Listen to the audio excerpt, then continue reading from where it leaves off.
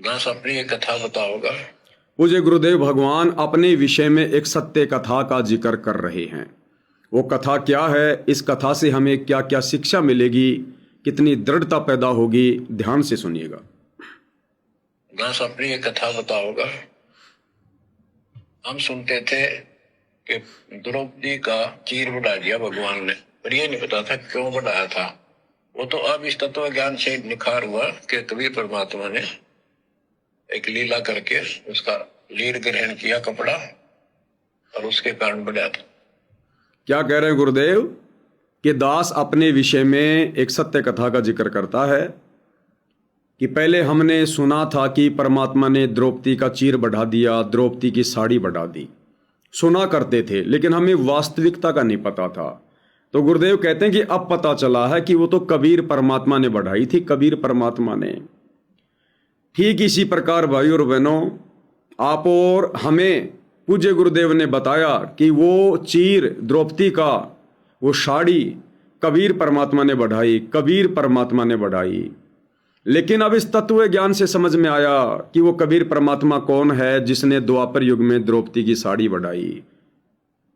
वो कबीर परमेश्वर स्वयं सतगुरु रामपाल जी हैं। ये परमात्मा चारों युगों में आते हैं, इसी प्रकार की लीलाएं करते हैं, अनेक ऐसी अनहोनी घटनाओं को जन्म देते हैं जिससे आत्माओं की आस्था भक्ति में बनी रहे, इस कलयुग की पिछली पीढ़ी तक भक्ति जीवित रहे। तो जिन अमर कथाओं का आप और हमें ज्ञान नहीं था, लोकवेद के आधार से हमारे धर्म गुरुओं ने उनके ऊपर पर्दा डाल रखा था। आज पूज्य गुरुदेव भगवान अपने आप को छुपाते हुए, स्वयं कबीर परमात्मा होते हुए हमें उन सत्य कथाओं से परिचित करवा रहे हैं, और साथ में हमें वो सत्ज्ञान दे रहे हैं, तत्व ज्ञान दे रहे हैं, हमारी बंद बुद्धि के पट खोल रहे हैं, जिससे हम और आगे का ज्ञान समझ सकें, यानी गुरुदेव के संकेतों को समझ सकें। तो पहले तो किसी को पता ही नहीं था, सब लोगों ने श्री कृष्ण जी के ऊपर ही ढोल पीट रखे थे कि श्री कृष्ण जी ने चीर बढ़ा दिया। अब गुरुदेव ने आकर बताया कि कबीर परमात्मा ने बढ़ाया। अब आप और भगत भाई बहनों ने साध संगति से पता चला कि वो कबीर तो स्वयं हमारे पूज्य गुरुदेव भगवान हैं, यानी वो चीर स्वयं सतगुरु रामपाल जी ने बढ़ाया, स्वयं सतगुरु रामपाल जी ने। दास अपनी एक कथा बताओगा। हम सुनते थे कि द्रौपदी का चीर बढ़ा दिया भगवान ने, पर ये नहीं पता था क्यों बढ़ाया था। वो तो अब इस तत्व ज्ञान से निखार हुआ कि कबीर परमात्मा ने एक लीला करके उसका लीर ग्रहण किया कपड़ा, और उसके कारण बढ़ा था। तो इससे किसी को कहते वो मानता नहीं था, ये कोई बात तो है, कैसे हो सकता है, ऐसे नहीं हो सकता, वैसे नहीं हो। हम भी मानते थे कि चल ना होगा, पर भगवान तो है और बहुत काम पे रखे। मन मानता था भगवान कुछ भी कर सकता है, क्योंकि आस्था जब भी बनती है जब ये भावना बढ़ जाएगी परमात्मा जो चाहे सो कर सके। उसके सामने इम्पॉसिबल वर्ड नहीं है उसकी डिक्शनरी। आपको बताता हूँ, नाम ले लिया, 2-3 साल हुए थे बस। 1988 में नाम लिया, 1990 या 89 की बात है, 88 या 89 की। तो एक मकान बनाया, ऊपर मकान बना रखा है, उसके ऊपर एक गैलरी उदस्थल बनाया 5.5 बाई 15 फुट का। उसमें एक गली में झांकी थी, खिड़की और विंडो, और एक अंदर आंगन की तरफ क्रॉस। अब देखो भाई और बहनों, हमें बहुत सारे संकेत मिलेंगे। आज हम जितने भी सत्सेवक भाई बहने हैं, अपने गुरुदेव भगवान को परमात्मा के रूप में जानकर, पहचान कर, विशेष श्रद्धा भाव से उन्हें विशेष आदर देते हुए, क्योंकि पूज्य गुरुदेव भगवान हम सभी के आराध्य देव हैं, हमारे इष्ट देव हैं, तो उन्हें विशेष आदर सम्मान देते हुए घर घर में सत्सेवक भाई बहन गुरुदेव का आसन लगा रहे हैं, घर घर में बेड लगा रहे हैं, ताकि गुरुदेव भगवान विराजमान रहें सूक्ष्म रूप में। गुरुदेव भगवान को भोग लगाएं तो हमें कोई दिक्कत ना हो, आराम से गुरुदेव भगवान का आसन भी लग जाए, आराम से एक चौकी के ऊपर परमात्मा जी का भंडारा भी रखा जाए, किसी प्रकार की असुविधा ना हो। और जब सब कुछ हमें परमात्मा दे रहे हैं तो उस घर में एक विशेष स्थान परमात्मा को देने में हर्ज ही क्या है। अब गुरुदेव भगवान क्या कह रहे हैं कि जब दास ने नाम उपदेश लिया उसके 1-2 वर्ष के बाद में पूज्य गुरुदेव भगवान ने भक्ति बहुत छपवाई संगत में बांटने के लिए। और गुरुदेव अपने पूजा स्थल का जिक्र कर रहे हैं कि गांव धनाना में जो मेरा मकान था उसमें ऊपर एक कमरा और बनाया और उस कमरे में एक जगह पूजा स्थल बनाया, पूजा स्थल। और वो पूजा स्थल भाई और बहनों कितना लंबा चौड़ा बताया गुरुदेव ने, 5 बाई 15 फुट का स्पेशल पूजा घर, यानी जहां पर गुरुदेव की फोटो हो, जहां पर भक्ति की सामग्री रखी जाए, 5 बाई 15 फुट का पूजा स्थल बनाया। अरे आप और हम सत्सेवक भाई बहन तो इतना लंबा चौड़ा भी नहीं बना रहे, हम तो खाली एक बेड लगा रहे परमात्मा का एक कमरे में। हमें गुरुदेव से शिक्षा लेनी चाहिए। 5 बाई 15 साढ़े 15 फुट का पूजा स्थल बनाया गुरुदेव ने स्पेशल। वो कमरा ये समझ लो स्पेशल परमात्मा जी ने उसी लिए बनवाया था, पूजा स्थल के लिए, जहां गुरुदेव भगवान एकांत में बैठा करते थे, अपनी आवाज में सत्संग रिकॉर्ड किया करते थे, एक अच्छे भगत की भूमिका करते हुए अपने गुरुदेव की महिमा किया करते थे, आरती किया करते थे, वह एकांत में बैठकर सुमरण किया करते थे। तो आज हम सत्सेवक भाई बहन अपने पूज्य गुरुदेव भगवान के पद चिन्हों पर ही तो चल रहे हैं। इस सारा दिन की भाग दौड़ से थक हार के यदि हम घंटा आध घंटा भी शांति से एकांत में गुरुदेव के चरणों में बैठकर अगर उनकी महिमा नहीं करेंगे, सुमरण नहीं करेंगे, तीनों समय की आरती या दोनों समय की आरती, क्योंकि दोपहर का समय ज्यादातर भाई बहन बाहर रहते हैं, तो दोपहर की आरती तो चलो काम करते करते भी हो जाती है, आते जाते भी हो जाती है, लेकिन सुबह और शाम की आरती तो कम से कम विधि विधान से करें। तो क्या उसके लिए हमें जगह नहीं चाहिए? रसोई में एक कोने में दरबार बना दिया, एक दीपक जला दिया, छोटी सी फोटो रख दी, ये कोई दरबार होता है कोई?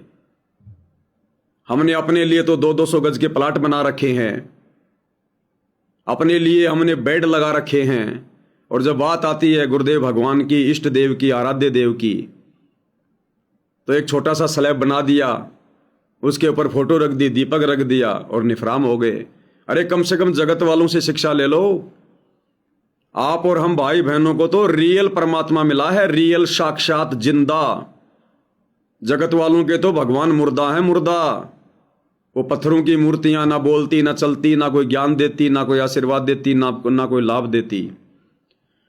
उन मुर्दा भगवानों के लिए भी जगत वालों ने करोड़ों के मंदिर बना रखे हैं, करोड़ों की मस्जिदें, करोड़ों के गुरुद्वारे, अरबों खरबों रुपया लगा रखा है। कितनी साफ सफाई का ध्यान रखते हैं।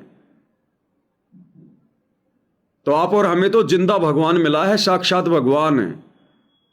क्या उस 100-150 गज के प्लाट में एक कमरा भी परमात्मा के लिए नहीं हो सकता?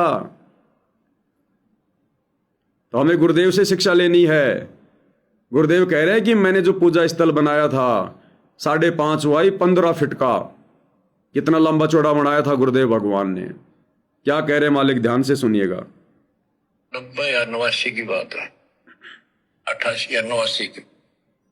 तो एक मकान बनाया, ऊपर मकान बना रखा, उसके ऊपर एक गैलरी पूजा स्थल बनाया 5.5 बाई 15 फुट का। उसमें एक गली में झांकी थी, खिड़की और विंडो, और एक अंदर आंगन की तरफ क्रॉस वेंटिलेशन बढ़िया था। तो जल्दी के कारण मैं बने बनाए वो लिया जंगले पूजा स्थल, 2 मांझ के उनको पेंट करके लगा दिया। उनमें शीशे भी लगे हुए थे।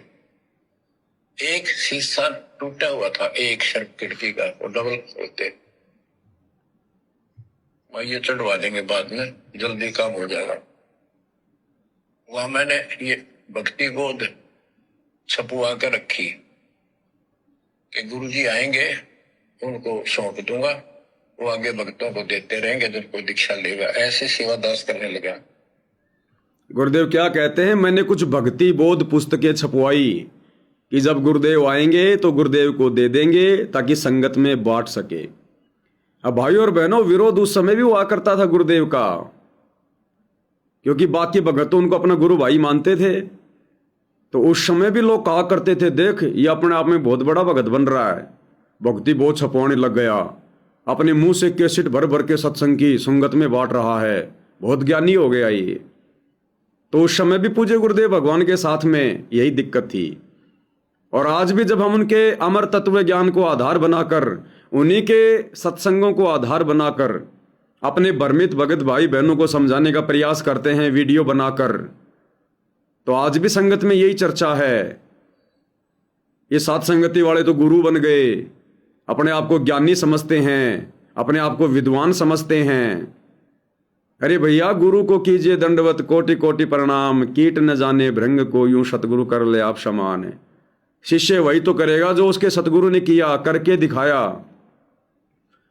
अरे गुरु के सत्संगों पर वीडियो बना रहे हैं, भाई बहनों को समझा रहे हैं, लाइव आ रहे हैं, ये तो अच्छी बात है, इसका तो समर्थन करना चाहिए। अगर कोई सीख सके तो शिक्षा लेनी चाहिए, अगर किसी को अच्छा नहीं लगता है तो साइड में चुपचाप बैठ जाना चाहिए। कम से कम बाधा उत्पन्न करके अपने कर्म तो मत बिगाड़ो। अगर तुम लोगों के बस की बात नहीं है मर्यादा में रह के भक्ति करने की और दूसरों को सलाह देने की, तो कम से कम चुपचाप बैठ जाओ भाई, विरोध करके कम से कम अपने कर्म तो मत फोड़ो। तो भाई और बहनों, ये नौबत पूज्य गुरुदेव भगवान के समय भी थी। उस समय भी ऐसे ईर्ष्यालु, झगड़ालू, राग द्वेषी भगत हुआ करते थे, और आज भी उन भक्तों की कोई कमी नहीं है। तो हमने तो अपने गुरुदेव भगवान के मिशन को देखकर चलना है, उनके पद चिन्हों पर चलना है। भक्ति गोद छपुआ कर रखी कि गुरुजी आएंगे, उनको सौंप दूंगा, वो आगे भक्तों को देते रहेंगे, जब कोई दीक्षा लेगा। ऐसे सेवादास करने लगा। क्या हुआ कि उस जो शीशा टूटा हुआ था उसमें के चूहे बढ़कर उनको काटने लगे। और उस समय क्या था, जब वो जंगले लगाए तो जाली ले आया था, ये एक लोहे की जाली जो मच्छरों से बचाने के लिए खिड़कियों पर लगाई जाती पहाड़ की साइड, और वो गलती से वो गलत काट के दे दी। मैं वो साइज लिख के उस लोहे की दुकान पर दिया, भाई ये काट के तैयार कर दे, इनका गल बना दे। मैं और सामान लेकर वापस आया, उसने बांध कर लपेट कर रख रखी थी, मैं उठाकर चला पैसे देकर। आके मैंने कहा ले भाई लगाओ। तो ये बड़ा लड़का, अरे वहां किराएदार रहता था, वो बोले हम लगा देंगे। कील क्या सारी ला रखी थी, उन्हें सीढ़ी लगाई। मैं तो चला गया उनको कह के, शाम में आ तो कोई नहीं लगा रखी। पूछा भी कारण क्या था, क्यों नहीं लगाई? उन्होंने बताई कि छोटी है, बराबर में छोटी रहेगी, कम से कम 9 इंच छोटी है। अब क्या कह रहे हैं पूज्य गुरुदेव भगवान, आगे ध्यान से सुनना इस कथा का जिक्र करते हुए, जो कि अमर कथा है, सत्यनारायण कथा है। पूज्य गुरुदेव भगवान के लीला में जीवन से संबंधित जो भी घटनाएं हैं भाई और बहनों, वो रियल सत्यनारायण कथाएं हैं, अमर कथा है ये। गुरुदेव कह रहे हैं कि मैंने एक जाली लाने के लिए उसका नाप दे दिया, मैं मार्केट में और सामान लाने चला गया, वापस आते समय मैंने वो जाली उठा ली, पैसे दे दिए, घर लाके रख दी और बच्चों से कहा कि भाई इसको लगा देना। शाम को गुरुदेव भगवान अपनी ड्यूटी पूरी करके आए तो देखा कि जाली किसी ने नहीं लगाई। कारण पता किया तो पता चला कि ये तो छोटी है। जबकि गुरुदेव कह रहे हैं कि मैं बिल्कुल एक्यूरेट नाप दे के आया था, जाली काटने वाले को समझा के आया था, लेकिन उसके बावजूद भी जाली उस जंगले में फिट नहीं हो पाई। अब देखो भाई और बहनों, इसके 2 कारण हैं। अंतर्यामी को तो सब कुछ पता था पहले से कि मैं क्या नाप दे के जाऊंगा और ये किस साइज की जाली काटेगा। परमात्मा एक तीर से अनेकों शिकार करते हैं। यहां परमात्मा ने 2 शिकार किए एक ही तीर से, हमें शिक्षा देते हुए।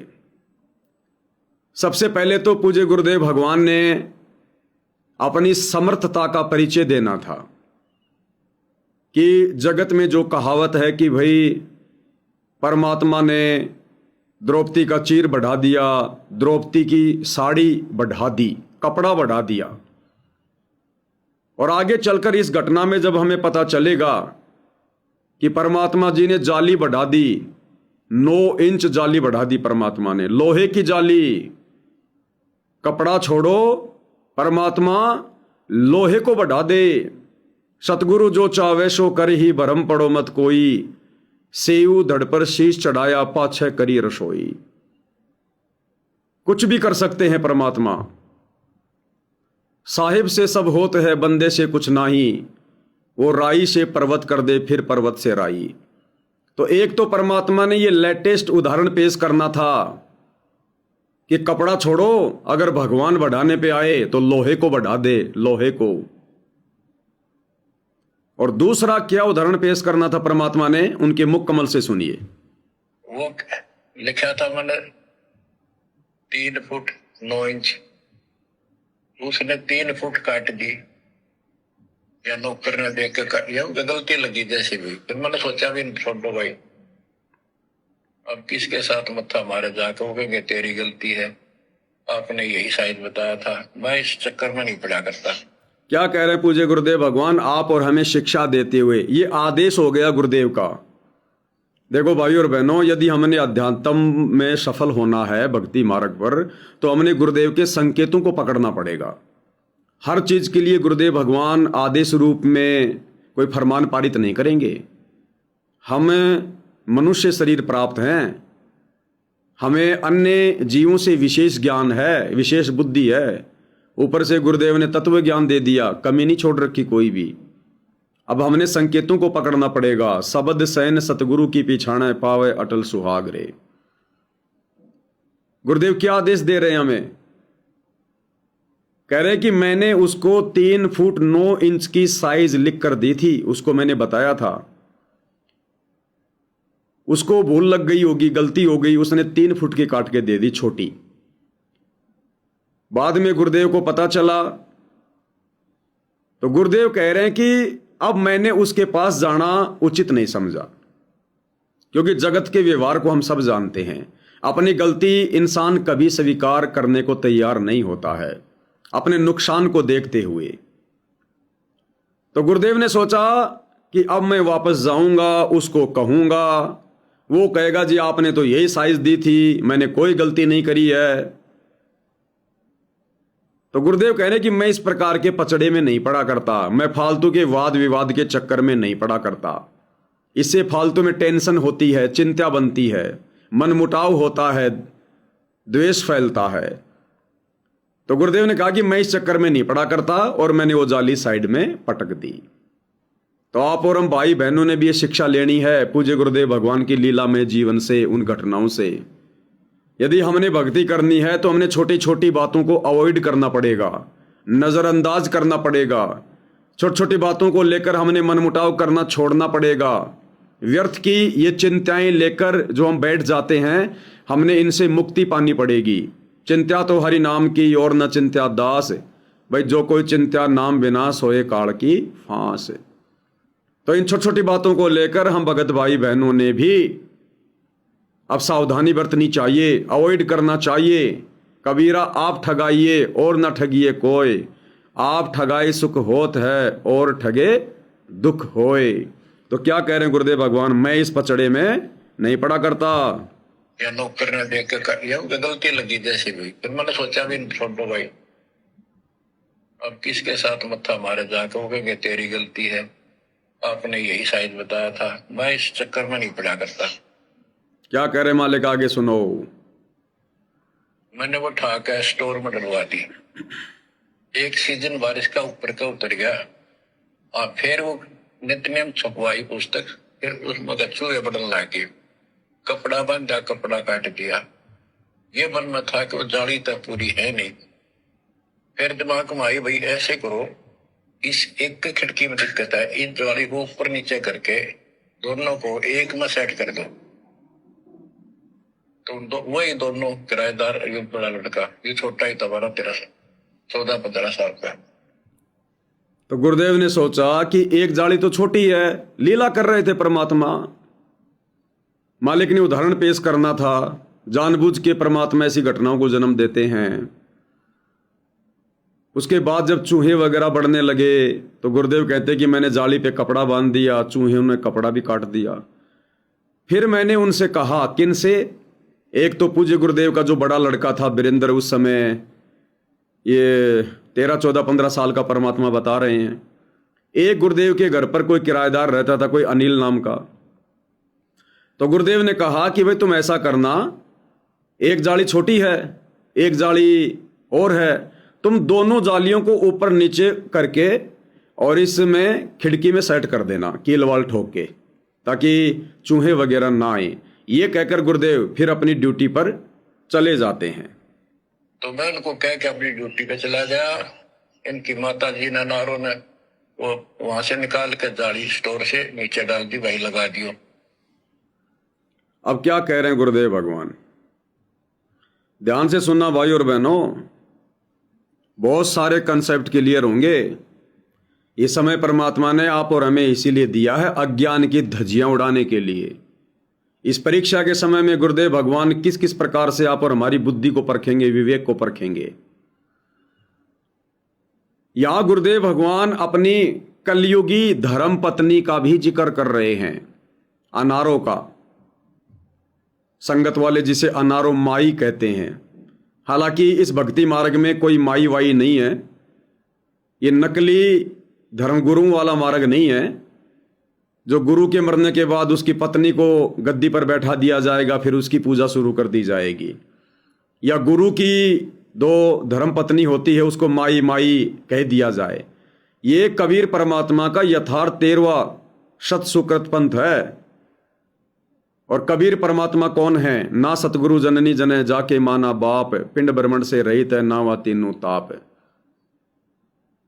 ये परमात्मा एक परिवार में नहीं बंध के रहता, ये तो लीला कर रहे हैं वर्तमान में। तो इस भक्ति मार्ग में गुरु की पत्नी को माई माई माई माई ये नहीं चलता। गुरु की पत्नी को विशेष दर्जे से नहीं देखा जाता। कभी शौपन में भी भूल के गुरु की पत्नी को दंडोत मत कर देना, नरक में जाओगे। ये समदृष्टि परमात्मा है, सब इसकी आत्माएं हैं। अगर आपने गुरु को भगवान मान लिया तो गुरु फिर यहां पर शादी किससे करेगा? अरे आप सतलोक आश्रम वाले कहते हो हमारे गुरु जी परमात्मा है, भगवान है, परमात्मा है, भगवान है। जब भगवान है, परमात्मा है, तो सारी आत्मा उसी ने उत्पन्न की है ना। हम सब उनके बेटा बेटी हुए ना। तो फिर भगवान यहां आकर अपनी बेटी से शादी करेगा क्या? वो पत्नी बनाएगा क्या किसी को? तो ये परमेश्वर की लीला है, इसको ज्ञान वाली आंखों से समझा जा सकता है। तो इस भक्ति मार्ग में कोई माई वाई नहीं चलती है। गुरु की पत्नी को गुरु माता, अनारो माई ये नहीं चलता इस मार्ग में। हम उसको अपनी गुरु बहन कर सकते हैं, इससे ज्यादा कुछ नहीं। सिर्फ गुरु बहन, जैसे आम संगत में हमारी गुरु बहनें हैं, वैसे ही वो हमारी गुरु बहन है, इससे ज्यादा कुछ नहीं है। मत कर देना कभी दंडवत, नरक में जाओगे सीधे। गुरु को तजे भजे जो आना, तापस वहां को फोकट ज्ञाना। तो भाई और बहनों, क्या कह रहे हैं परमात्मा उस अनारो का जिक्र करते हुए? ध्यान से सुनना, क्या कह रहे हैं। तो मैं उनको कह के अपनी ड्यूटी पे चला गया। इनकी माता जी ने, नारों ने वो वहां से निकाल के जाली स्टोर से नीचे डाल दी, वही लगा दियो। क्या कह रहे हैं गुरुदेव कि मैं तो ये सब कुछ कह के अपनी ड्यूटी पे चला गया और इनकी जो माता जी है अनारो, उसने जाली निकालकर इनको दे दी लगाने के लिए। गुरुदेव ने क्या कहा? इनकी माता जी अनारो, ये नहीं कहा मेरी पत्नी अनारो। क्योंकि इस भक्ति विधान के अनुसार जो पूज्य गुरुदेव भगवान 8 सितंबर 1951 को प्रकट हुए, सहशरीर आए सतलोक से चलकर, आप और हमारी चरम दृष्टि को धोखा देते हुए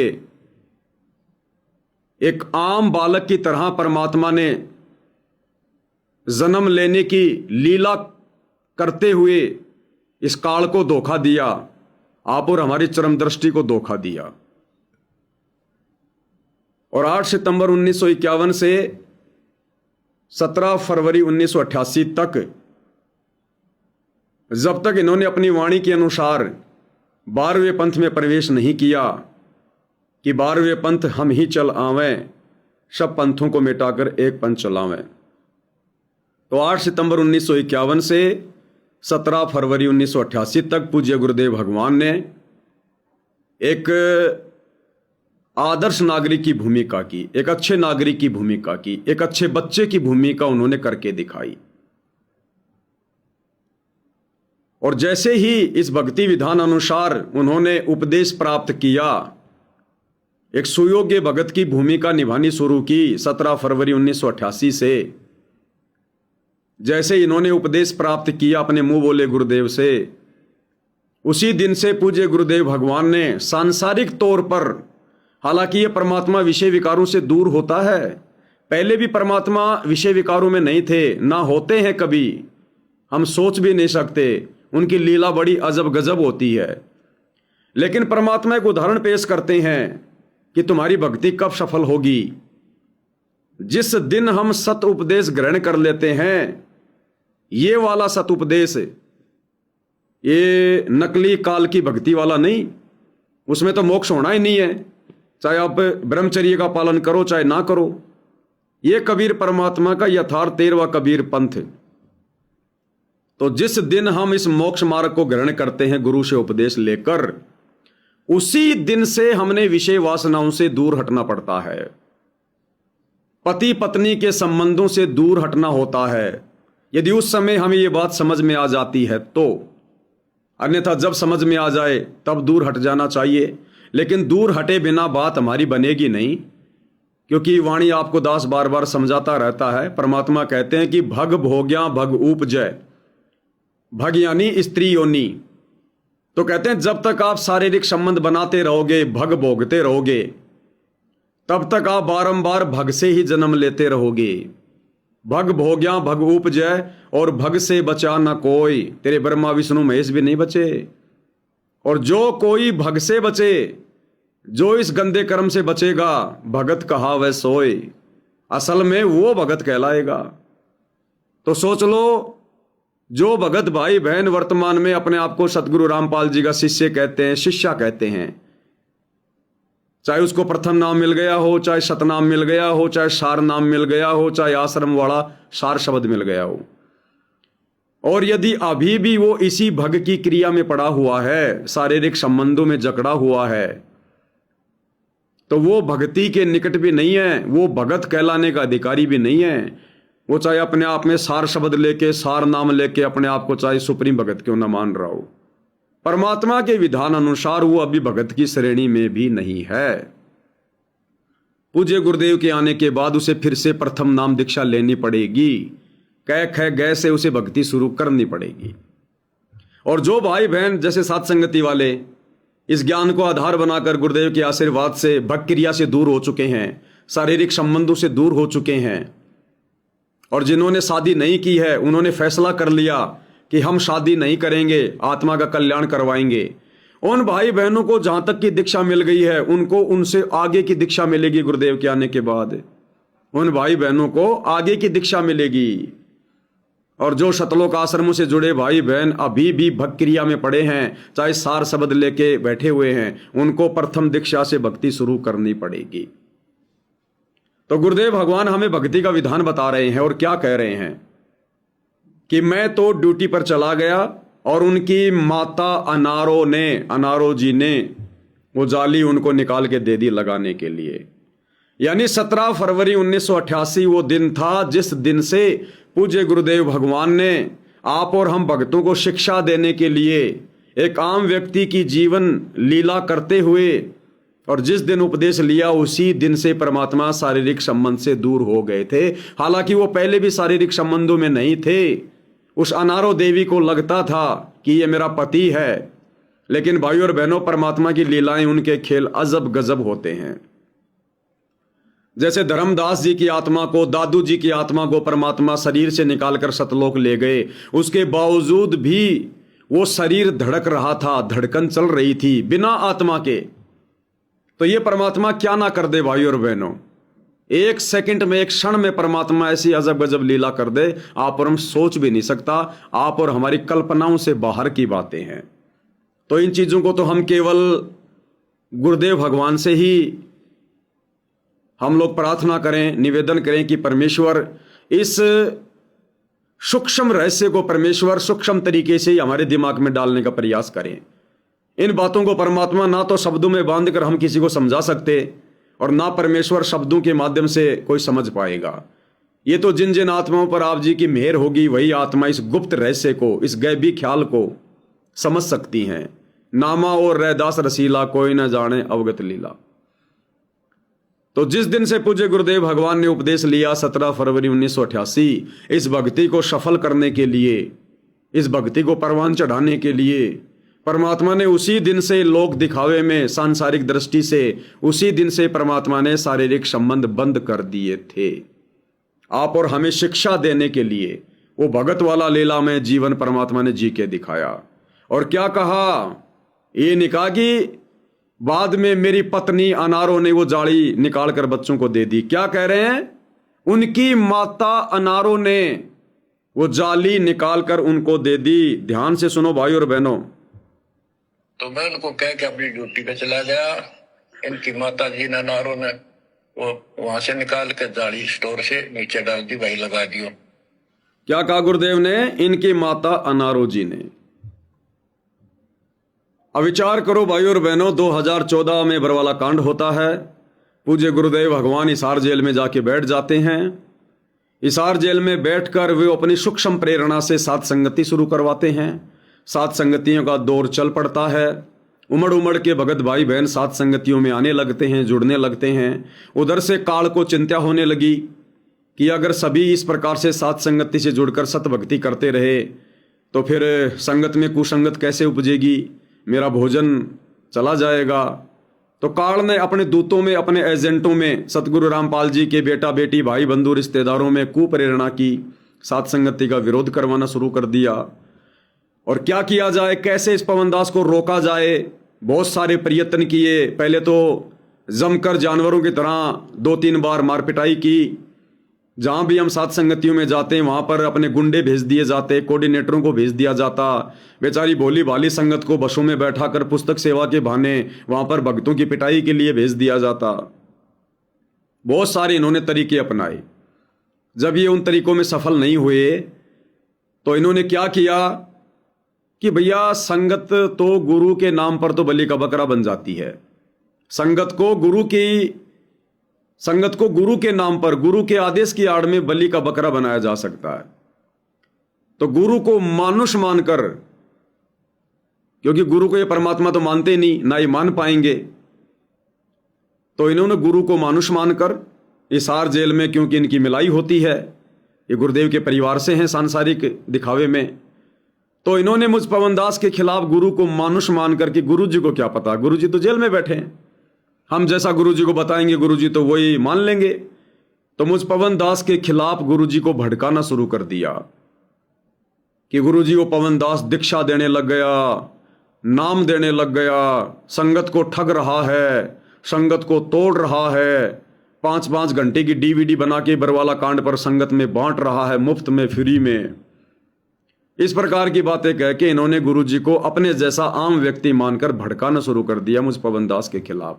अब परमात्मा तो परमात्मा भैया, परीक्षा का समय है तो परीक्षा तो लेगा ना, सबकी लेगा।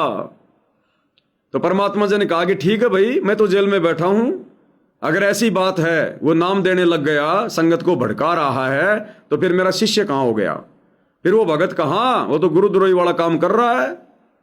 उसके बाद इन आश्रम वालों ने गुरुजी का आदेश बताकर संगत में फरमान पारित कर दिया कि गुरुजी ने पवनदास को गुरुद्रोही घोषित कर दिया। और तरह तरह की शिकायतें फिर मेरी आए दिन हिसार जेल में जाने लगी। उसके बाद उधर से सतलोक आश्रम कमेटी वालों ने पूज्य गुरुदेव भगवान के आदेश के नाम पर संगत को बरगलाना शुरू कर दिया और वीडियो वायरल करने शुरू कर दिए। और जो प्रथम वीडियो इन्होंने भेजा था वो वीडियो दास आपको सुनाएगा, आप सबने सुन भी रखा होगा। हिसार जेल से एक वीडियो कॉल जैसा वीडियो आया, हालांकि हम उसको सत्य नहीं मानते क्योंकि हमारी आंखों के सामने तो आया नहीं, हमारी आंखों के सामने तो गुरुदेव ने बात की नहीं, और हम तो ज्ञान आधारी भगत हैं उनके। हम इस प्रकार के ऑडियो वीडियो पर विश्वास करते नहीं क्योंकि AI का ज़माना है आप जी देख रहे हो, जब फोटो से वीडियो बनाया जा सकता है, फोटो को बुलवाया जा सकता है, चलाया जा सकता है, जो मर्जी बुलाया जा सकता है, हूबहू किसी की भी आवाज में कुछ भी बुलवाया जा सकता है, तो इस घोर कलयुग में, एआई के जमाने में, विश्वास केवल अपने गुरुदेव के सत्संगों पर ही करना होगा। तो सतलोक आश्रम कमेटी वालों ने उस समय एक वीडियो वायरल किया। ये वीडियो दास आपको सुनाना चाहेगा। इस वीडियो में आपने एक चीज पर विशेष गौर करना है कि मुझ पवन दास के प्रति जैसा गुरुदेव को सतलोक आश्रम वालों ने बताया, गुरुदेव वैसा ही जवाब दे रहे हैं। और इसमें गुरुदेव कह रहे हैं कि ये संजय और पवन, इन दुष्टों ने मेरे भाई को बदनाम किया, मेरी बेटी को बदनाम किया और मेरी पत्नी अनारो को भी बदनाम किया। ये शब्द ध्यान रखना, मेरी पत्नी अनारो को भी इन पाप आत्माओं ने बदनाम किया। ध्यान से सुनो। परमेश्वर की सारी संगत को सूचित करता हूँ, आशीर्वाद देता हूँ और निर्देश देता हूँ कि संजय दिल्ली वाला और पवन जयपुर वाला, ये दोनों हमारे मिशन के विरुद्ध चल रहे हैं। इनको वर्षों पहले गुरुद्रोही घोषित कर दिया था। एक यहाँ से फोन सुविधा है मेरे को प्राप्त है, उसमें मैंने मैसेज भेजा था अपने घर पे और कहा था कि सारी संगत को भेज दो। उस ऑडियो को सब जगह भेजा गया। इन दोनों दुष्टों ने उसको झूठा बताया था। मेरे भाई पे दोष लगाया कि इसने अपनी आवाज में झूठी ऑडियो बना के भेज रखी है। मेरी बेटी मंजू और मेरी पत्नी अनारो को भी उन्होंने बदनाम किया पाप आत्माओं ने। मेरी पत्नी अनारो को भी बदनाम किया इन पाप आत्माओं ने। एक बार फिर से सुन लो। और मेरी पत्नी अनारो को भी उन्होंने बदनाम किया पाप आत्माओं ने अपने स्वार्थ के लिए। और मेरी पत्नी अनारो को भी उन्होंने बदनाम किया पाप आत्माओं ने अपने स्वार्थ के लिए। और मेरी पत्नी अनारो को भी उन्होंने बदनाम किया पाप आत्माओं ने अपने स्वार्थ के लिए। ये है भाई और बहनों समझने की बात। विशेष संदेश में गुरुदेव क्या कह रहे हैं, ये विशेष संदेश भी जेल से ही भेजे गए हैं। और ये ऑडियो जो अभी आपने सुनी, ये भी हिसार जेल से ही आई है। और विशेष संदेश चूंकि सत्संग है, उसमें गुरुदेव ने क्या कहा कि मैं तो अपनी ड्यूटी पर चला गया और इनकी माताजी अनारो ने वो जाली निकाल के दे दी। और यहां हिसार जेल से बताया जा रहा ये वीडियो कॉल, इसमें क्या बोला जा रहा है कि मेरी पत्नी, जबकि 17 फरवरी 1988 के बाद पति पत्नी संबंध डिस्कनेक्ट, और पूज्य गुरुदेव ने अनारो को भी दादा गुरुजी से नाम दिलवा दिया था। गुरुजी ने भी उपदेश ले लिया एक ही गुरु से, और अपनी सांसारिक पत्नी को भी उपदेश दिलवा दिया उसी गुरु से।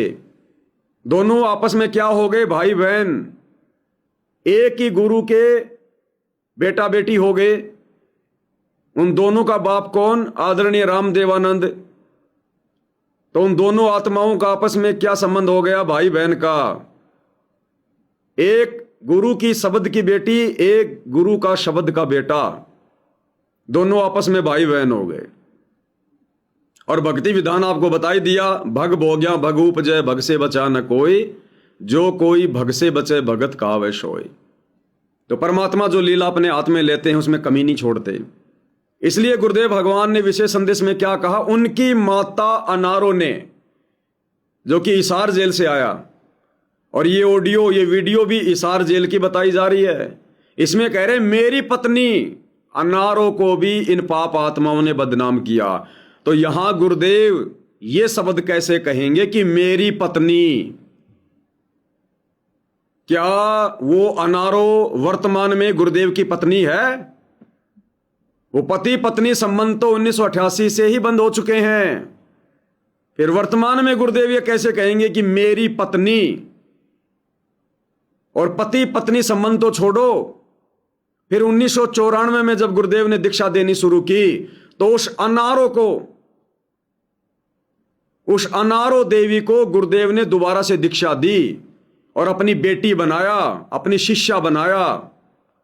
यानी अनारो देवी भी सतगुरु रामपाल जी की शिष्या है। अब गुरु अपनी शिष्या को, अपनी बेटी को अपनी पत्नी कहकर कैसे संबोधित करेगा? क्या आप भाई बहन अपनी बहन को अपनी पत्नी कहकर संबोधित कर सकते हो? क्या आप भाई बहन अपनी बेटी को अपनी पत्नी कहकर संबोधित कर सकते हो? तो जिस दिन अनारो देवी ने सतगुरु रामपाल जी से नाम दीक्षा ली थी, उसी दिन से वो सतगुरु रामपाल जी की बेटी हो गई, उनकी शिष्या हो गई। अब कोई गुरु अपनी शिष्या को, अपनी बेटी को मेरी पत्नी कहकर भला कैसे कहेगा? ये तो नकली संत भी नहीं कह सकता। तो बताओ ये ऑडियो नकली है या असली है? बताओ फिर हमने गुरुदेव के सत्संगों को आधार बनाकर भक्ति करनी पड़ेगी या इसार जेल से आने वाली कहकर इन ऑडियो वीडियो को देखकर भक्ति करनी पड़ेगी? अरे कॉमन सेंस की बात है। आज गुरुदेव के ज्ञान आधार से, उनके आशीर्वाद से, सत प्रेरणा से हम सत्सेवक भाई बहनों ने भी, जो हमारी स्त्री थी, जो पत्नी थी, हमने भाई बहन के रिश्ते कायम कर लिए, हजारों की संख्या में जिनको मोक्ष चाहिए। जहां हम पहले पति पत्नी के संबंधों में थे, आज हम भाई बहन, दो कोटि के जीव, सतगुरु रामपाल जी के भगत, आज हम भी भाई बहन के रिश्तों में आ गए। अब यदि कहीं कोई चर्चा चलती है तो हम ये कहने से हिचकते हैं कि मेरी पत्नी, मेरी भक्तमती, ये शब्द कहने से हम हिचकते हैं कि भैया हमने तो भाई बहन के रिश्ते कायम कर लिए, अब उसकी चर्चा करते समय मैं ये कैसे कह सकता हूं मेरी पत्नी, मेरी भक्तमती? हम यही कहते हैं कि हमारे घर से बहन जी, हमारे घर से बहन जी ये करती है, हमारे घर से बहन जी ने ये कहा है। अब हम भगत भी ये कहने से डरते हैं, हिचकते हैं कि मेरी पत्नी। तो सतगुरु रामपाल जी तो भगत की भूमिका कर रहे हैं। और जिस अनारो देवी को, जिन्होंने 1994 में दीक्षा दी, अपनी बेटी बनाया, अपनी शिष्या बनाया, उस अनारो देवी को फिर वर्तमान समय में हिसार जेल से ऑडियो वीडियो भेजकर यह कैसे कहेंगी कि मेरी पत्नी? तो विचार कर लेना भाई और बहनों, भक्ति ज्ञान आधार की है। भले ये वीडियो ओरिजिनल है, भले ये ऑडियो जो अभी आपने सुनी कि मेरी पत्नी अनारो, भले ये ओरिजिनल है, हो सकता है हमारी परीक्षा के लिए है। आप और हमारा क्या फर्ज बनता है वर्तमान में? हमने केवल गुरुदेव के उन सत्संगों को आधार बनाकर ही भक्ति करनी है जो सत्संग या तो गुरुदेव ने सन 1994 से 2014 तक कर दिए हैं। वो भक्ति का फाइनल विधान है, कोई त्रुटि नहीं मिलेगी। या फिर वर्तमान में जो विशेष संदेश हिसार जेल से भेजे जा रहे हैं, यदि वो विशेष संदेश गुरुदेव के उन सत्संगों से मेल खा रहे हैं, गुरुदेव के भक्ति विधान से मेल खा रहे हैं, तो हमने उन विशेष संदेशों के आधार से भक्ति करनी है। कोई भी ऐसी बात, ऐसा सत्संग, ऐसी वाणी, ऐसा वचन, ऐसी ऑडियो वीडियो, ऐसा लेटर जो आज गुरुदेव भगवान के नाम से उनके कलयुगी परिवार के द्वारा संगत में भेजा जाता है, यदि उनमें कही गई बातें गुरुदेव के भक्ति विधान से मेल नहीं खाती हैं, गुरुदेव के सत्संगों से मेल नहीं खाती है, तो हम भक्तों ने कतई उनके ऊपर अमल नहीं करना है, कतई विश्वास नहीं करना है, चाहे वो पूज्य गुरुदेव भगवान के मुख कमल से ही क्यों ना बोली गई हैं। ये कबीर परमात्मा का भक्ति मार्ग है, शत भक्ति मार्ग है, ज्ञान आधार की भक्ति है, ये ज्ञान मार्ग है।